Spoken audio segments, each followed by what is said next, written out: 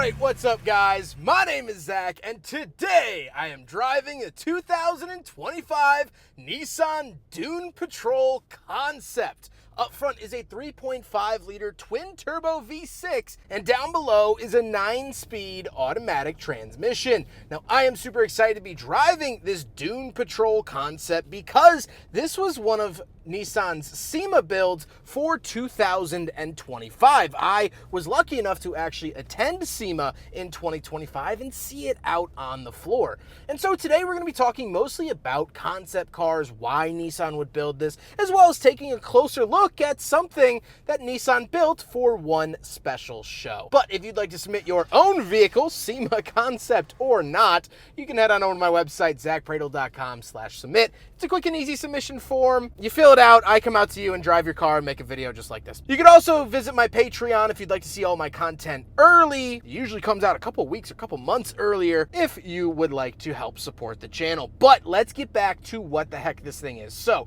this started life as a Nissan Armada Pro 4X. You could see that. It's an Armada for sure. However, overseas, the Armada is sold as the Patrol, and so they did a fun play on words with the Dune Patrol since this is an off-road built vehicle. We'll talk about the exterior modifications a little bit later on, but let's talk about the drivetrain. That 3.5 liter twin turbo V6 remains unchanged from the Pro 4X. It's the same engine and drivetrain that you'll find in any Armada Pro 4X that you go to any dealership and buy. Like I said, paired to it, 9-speed automatic, you're gonna find the same thing there. It is still 4-wheel drive, and it does have some modifications for that, but pretty much factory system. It doesn't get like an added transfer case or lockers or anything of that nature. How does it feel to drive? Pretty awful, if I'm being honest. It is incredibly bouncy. It's very rigid too.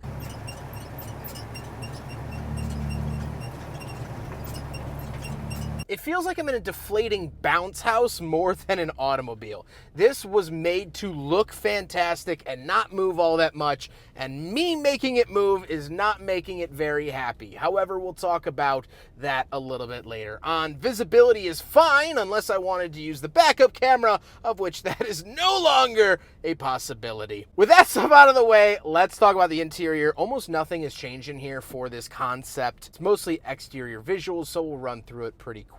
In front of me, I have my digital dashboard giving me 1.5 million warnings because the system doesn't know what the heck is going on. On the steering wheel, we do get our adaptive cruise. I can't imagine that still works, as well as our selectors for the gauge cluster screen and whatnot. Off to the left, we get our lane keep assist and rear tailgate release, as well as a climate control vent. On the door, we have memory seats. We have our Klipsch audio system, as well as lock and unlock, power mirrors, and power window options. And then moving into the center, we have a continuation of that infotainment screen. Like I said, the backup camera is pretty much useless at this point because of the added chunk at the back. We have a whole slew of buttons here in the center. All of this is standard stuff: hazard, skip track, dual zone climate, heated and ventilated seats, all of our different drive modes. The gear selector is here in the center. We have our auto raising and lowering, which no longer works since it's been replaced. Wireless charger in the center, 2 USB-Cs. We have cup holders that fail the big friggin' bottle test.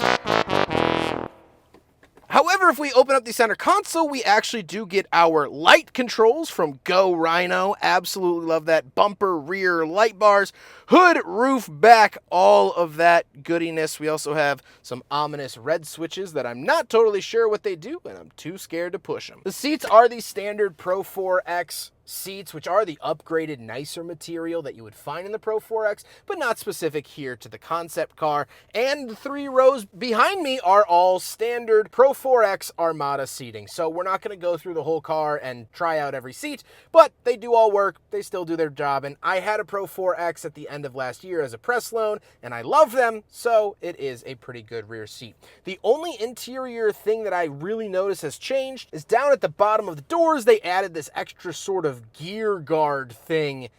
I don't really know what it does. Let's take a look at the cargo space, and then we'll take a look at the exterior, and we'll actually do that handheld this time because there's so much to look at. We'll talk about this in a second, but in order to get into the back, you have to push this up and then pull this out, and this swings out. It has this big giant hinge right here, and now we can open up the back of. So we need to move the tire all the way out of the way in order to open it. Once we are back here, nothing really too crazy. Kit bag. It does have a compressor, but this is, you know, factory stuff for the Armada Pro 4X. We do have a wall outlet as well, and we have power operations to lower the seats and things like that. It has a kit bag, which is very, very cool. However, nothing too crazy. We can then lower it back down. Ooh, it's close. Oh man, makes me shiver. All right, and then we can come around here and close up this big giant door. This has to be up. This goes in there. There we go. There we go. All right, got that closed up, thank God.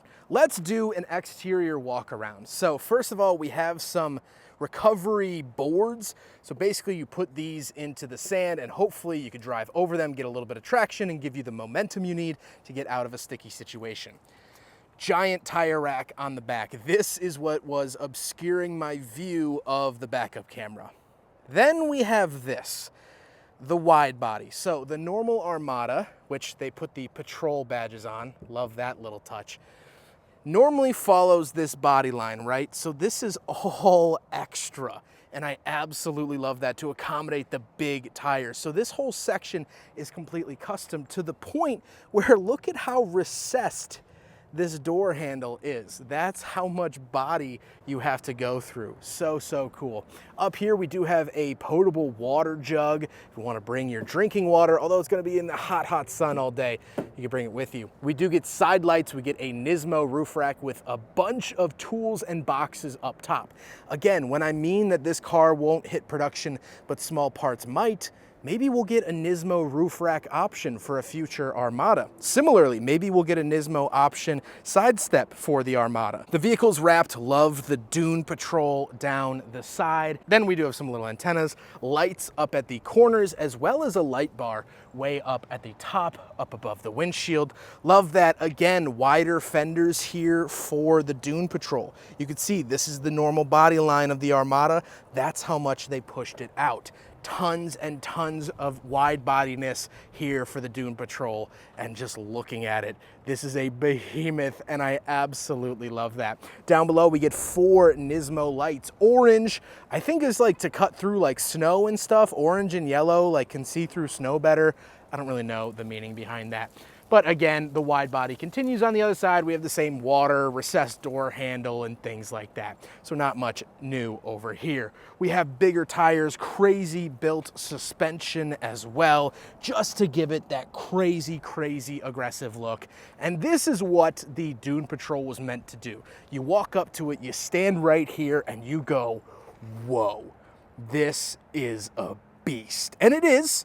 It doesn't quite drive like one, but it looks like one, and that is the most important thing. Having this at the SEMA booth, which I'll put footage in here now, this was an attention getter, and we'll talk about that in a second, but just visually, this is one of the coolest concept cars I have seen in a very, very long time. And I hope something of this makes it to production. Probably just the roof rack and side steps, but something of the sort would be very, very cool. Let's get on to my final thoughts. What do I think driving this? It drives like a concept car, which is not good. You know, this isn't meant for sale. This isn't meant to drive down the road. It's meant to look pretty on a piece of carpet inside a convention center. And it did that very well. It doesn't drive very well. And so would I want to take this home with me? Not quite. Let's talk about concept cars. Why the heck did Nissan do this? It kind of feels like Nissan is dangling the carrot in front of our face saying, oh, you're not fast enough. Oh, maybe we'll make it. Maybe we won't. Nissan making this isn't to tease us. This isn't to sort of stick something in our face that we would never buy. There's no incentive for an automaker to do that. There's no reason why they would. The reason that they do these is twofold.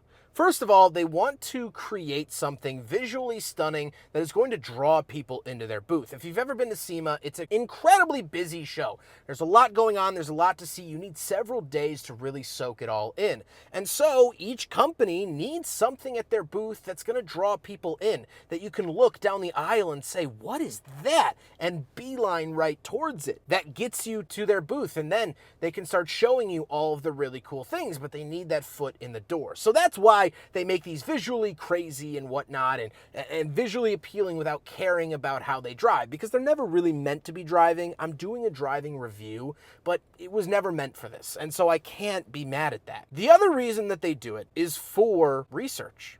Genuinely, the whole process of building these cars and getting people's reactions to them is market research for Nissan. No, I don't think we'll ever get a wide-body Armada for sale from the dealership, but some of the suspension things that they've done in here, well, maybe that might lead to Pro 4X suspension the next decade. Maybe some of the accessories on here, like obviously the big wheels, it's a little crazy to look at, blah, blah, blah, but maybe people saw this and said, I'd really like additional fog lights. And now Nissan has that information and they go, okay, when we do the refresh of the Armada, maybe we should add these extra fog lights. People liked it on the Dune Patrol. Maybe they'll buy it in real life. The whole Pro 4X brand really came around because Nissan was kind of playing with, what if we did a more hardcore off-roader? And people liked it, and now it's a very, very popular seller for them. You never know. So this car will probably never make it to production. And I say probably, this particular Dune Patrol will not make it to production. You will not see these on your local Nissan lots probably ever. But little tiny parts of this car might. Maybe we'll see a gear rack in future Pro 4X models. Maybe we'll see things like a big tire mount on the back. They just got to figure out how to not obscure the backup camera. Maybe they'll offer that as an option package down the road. Maybe they will do an even more hardcore Pro 4X XX that will have the wide body and the wheels and the tire at the back. Maybe they'll do something, but what this car has shown Nissan is that people are interested. People do like this stuff, and they've been taking notes. All right, what do people like? What do people dislike? What can we do? And then they send it off to marketing, and marketing goes, okay, we can do it for X amount of dollars. Could Nissan put a vehicle out like this right now? 100%. They totally could. But marketing would probably put it at $120,000 in order to make money off of it. That's what they would need to sell it for, and no one's going to buy it for that. Okay, so let's start dialing it back. What sort of option packages could we maybe get inspired from a car like this? Those are the sorts of conversations that begin to happen when concept cars like this exist. And so, while we might not see these running around Belmar Beach or Baja California anytime soon, I think bits and pieces will be involved in future product.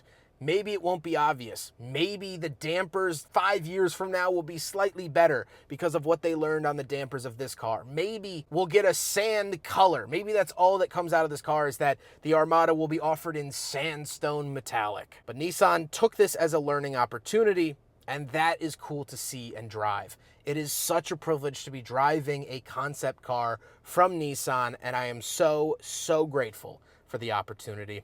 I hope you guys enjoyed the video. Huge thank you to Nissan for letting me drive around in their concept Dune Patrol. What an amazing, amazing experience. We've been filming some of their heritage vehicles as well down here in Tennessee. Nissan of North America has been absolutely lovely to work with, and I am so, so thrilled to show you the Dune Patrol. But I hope you guys enjoyed the video. Don't forget to rate the video, comment on the video, and subscribe if you really liked it. Take care, guys.